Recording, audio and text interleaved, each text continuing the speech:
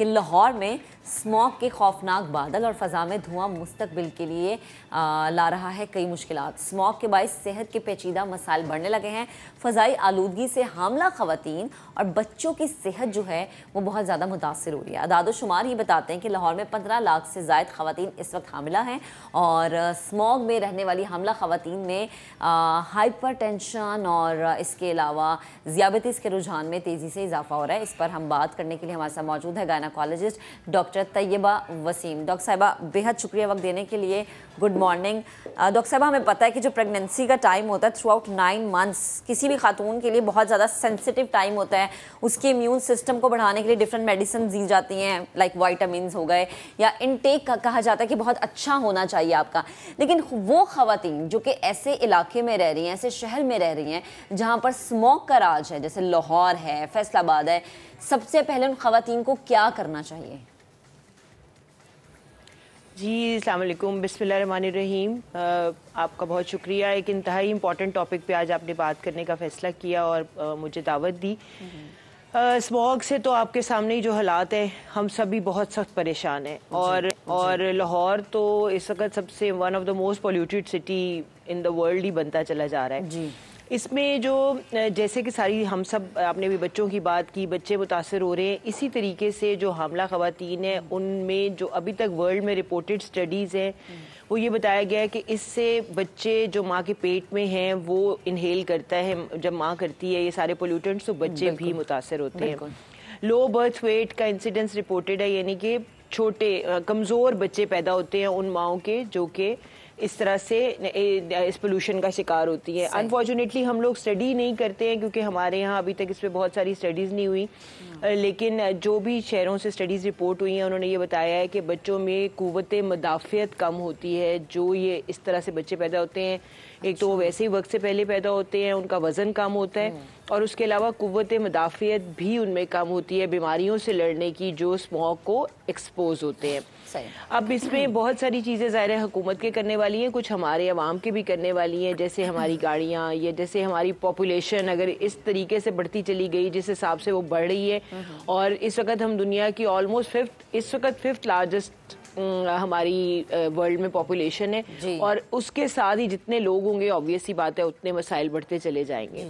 جو آپ نے کہا کہ آپ نے کیسے اس کو کنٹرول کرنا ہے، سب سے امپورٹنٹ یہ ہے کہ جتنی بھی حاملہ خواتین ہیں وہ آؤٹ ڈور نکلنے سے پرہیز کریں، کیونکہ جتنا زیادہ یہ ایکسپوز ہوں گی ٹورڈز یہ پولوٹنٹس۔ آپ ماسک بھی پہن لیں، ماسک دوسری ایک بڑی احتیاط ہے کہ جب بھی باہر نکلیں ماسک پہن کر نکلیں، بالکل بھی ماسک کے بغیر مت نکلیں، اور اگر ماسک بھی پہنے پھر بھی کچھ نہ کچھ انہیل ہے انسان اس پولوشن کے ساتھ جو ایئر جا رہی ہے، تو آؤٹ ڈور ایکٹیویٹی کم سے کم رکھیں۔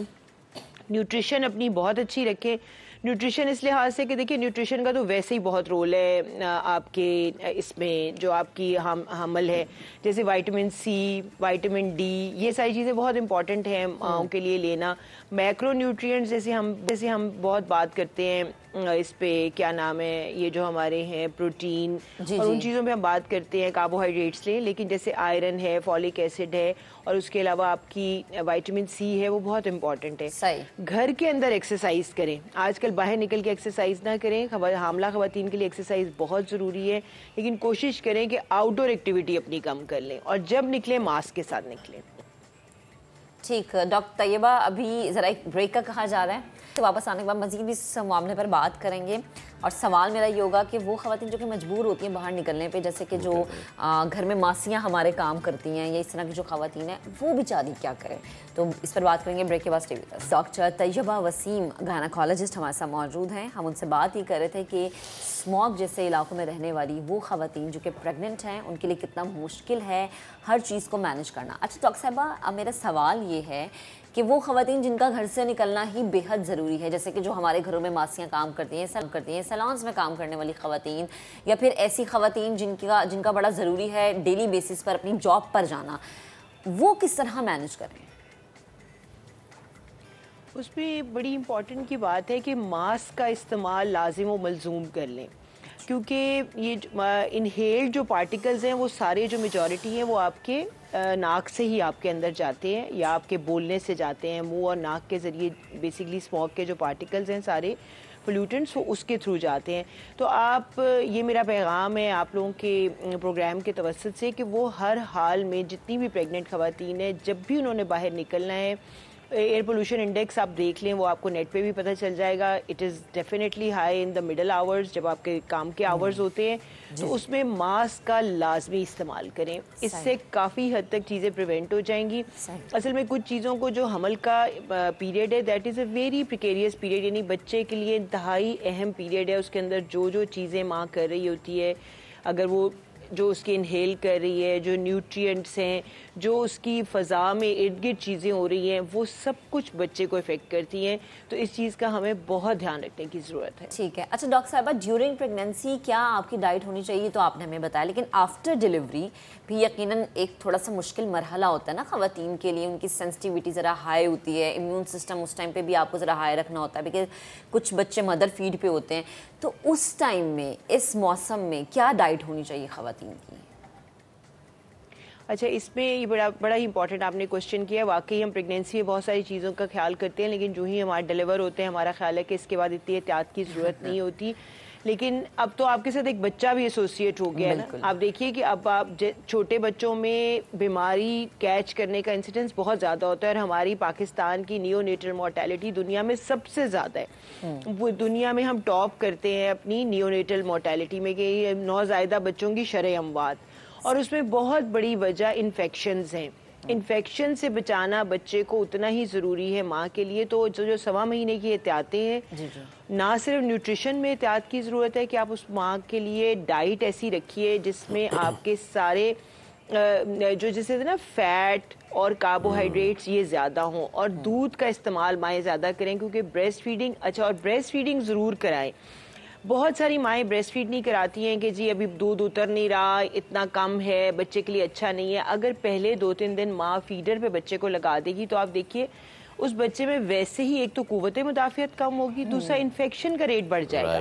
کیونکہ جب آپ نے فیڈر بوائل کرنا ہے, کس طرح ہے, احتیاط ہے, وہ نہیں ہوگی.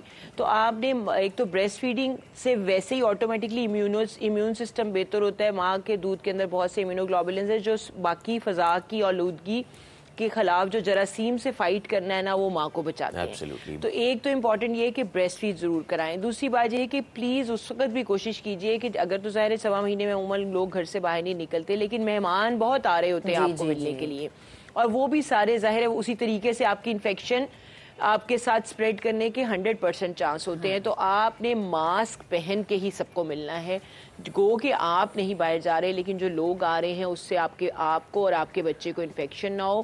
تو الٹیمیٹلی یہ دونوں کے لیے بہت فائدہ مند ہوگا. اور بریسٹ فیڈ ضرور کرائیں, کیونکہ بریسٹ فیڈنگ میں جو چیزیں ہیں وہ دنیا میں کہیں نہیں ہیں. اور پہلے دنوں میں ہی شروع کریں. 2 ڈراپس جو بچے کے لیے اترتے ہیں وہ ماں کے بچے کے لیے کافی ہیں.